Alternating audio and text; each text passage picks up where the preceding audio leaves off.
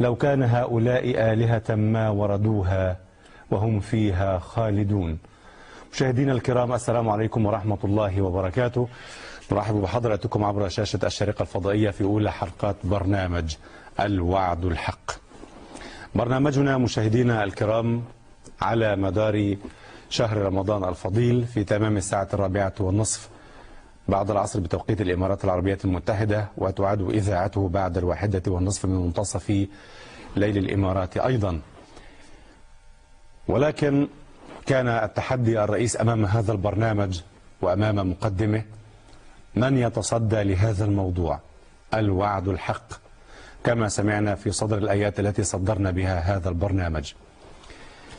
من يتصدى لهذا العمل تصدى له منذ 35 عاما في مجال الدعوة الإسلامية، وعرف بالدار الآخرة التي طبعت 3 طبعات وكادت أن تغطي جميع أرجاء المعمورة. ضيفنا وضيفكم في هذا البرنامج ليس عليكم بغريب، ولكني أثرت في هذه الحلقة أن أعيد تقديمه لكم لعل في الإعادة إفادة وفيها دروس وعبر أهب جميع السادة المشاهدين أن ينتبهوا إليها وأن يلحظوها من بين الأسطر. ضيفنا مشاهدينا الكرام هو الداعية الإسلامي الكبير فضيلة الشيخ الأستاذ الدكتور عمر عبد الكافي. السلام عليكم ورحمة الله وبركاته. مرحبا بكم في بداية الوعد الحق. تفضل الله منا ومنكم. بارك الله فيك وكل عام وأنتم بخير بمناسبة شهر رمضان الفضيل. بارك الله فيك. فضيلة الداعية الإسلامي الكبير، يعني أنا أتلو هذه الآيات وأنا أسمعها من الشيخ المنشاوي عليه رحمة الله يضطرب قلبي ولا يستقر في صدري باعتقادك لماذا؟ أحمد الله رب العالمين وأصلي وأسلم على سيدنا رسول الله صلى الله عليه وسلم. أما بعد، أولا الاقتراب من مسألة الآخرة وما يحيط بها من مدلولات وآيات الكتاب الكريم ترينا أن الحديث عن الآخرة وما فيها تقريبا تربو على 2379 آية. الله تتحدث عن الآخرة بمدلولاتها كلها. نعم، 2379 آية. نعم، بالضبط بالتمام، يعني كما في الإحصاء 2378 آية. نعم بالضبط تمام. هذا الكم من العدد من عدد آيات كتاب الله 6236 آية، يعني يقفز أمام ذهنك لماذا اضطرب قلبك عند الكلام عن الوعد الحق وعن آية أو علامة من علامات الساعة الكبرى يأجوج ومأجوج، وهي تعطي عنوان لماذا نلقى بعد أن نموت. نحن درسنا مسالك الحياة كلها وعرفنا دروب الحياة كلها، وربما تخصصنا أو كثير منا في شتى أنواع الحياة التي تسير حياتنا سهلة. نعم. وغفل كثير منا عن دراسة ما بعد هذه المرحلة، بعد أن ألقى وجه رب كريم، بعد أن يحملني أهلي إلى بداية خطوات الآخرة. ماذا سوف يكون؟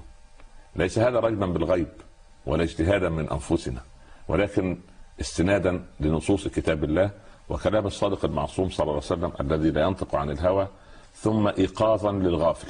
نعم. وتنبيها للعاقل،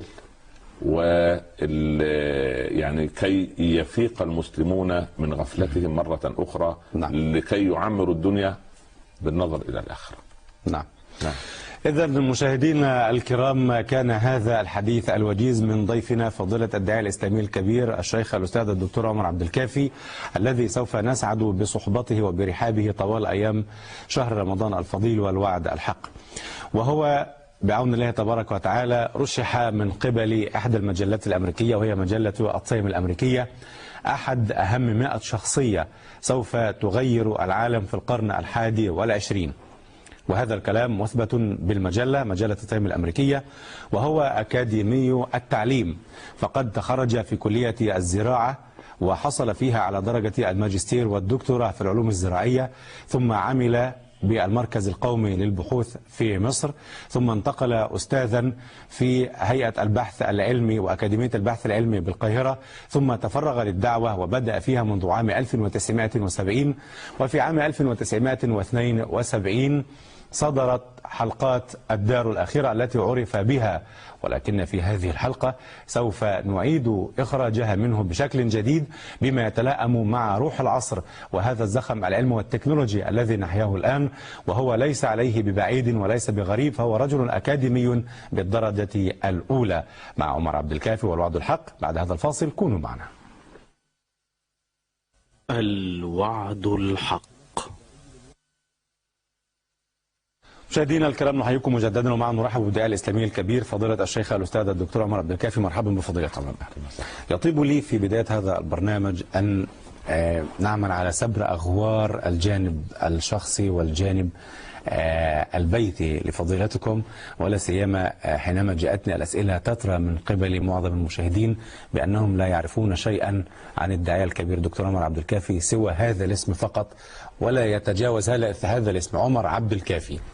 فهل تسمح لنا من قبيل أن الإعلام يسلط الضوء على المشاهير من الفنانين والفنانات ونجوم الكرة وكذا وكذا، وإن كنت أرى شخصيا أن من يسلط عليهم الضوء هم العاملون في مجال الشريعة الإسلامية والدعون الناس إلى الخير وإلى الجنة والبعد عن النار؟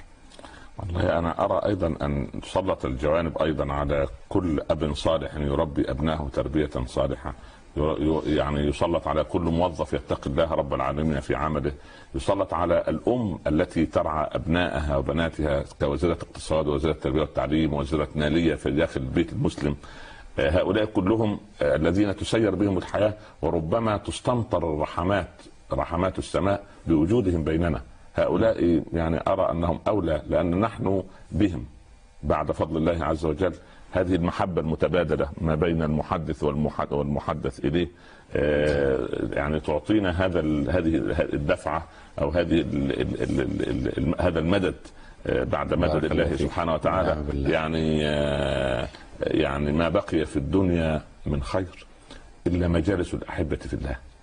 وأنا أرى في كل برنامج لنا كلما جلست معك أشعر أنني أجلس في كل بيت وأزور كل أسرة في بلادنا العربية الإسلامية وفي بلادنا البلاد الغير إسلامية عند بيوت المسلمين في مناطق ربما لا يعرف الإنسان أين هي على الخريطة.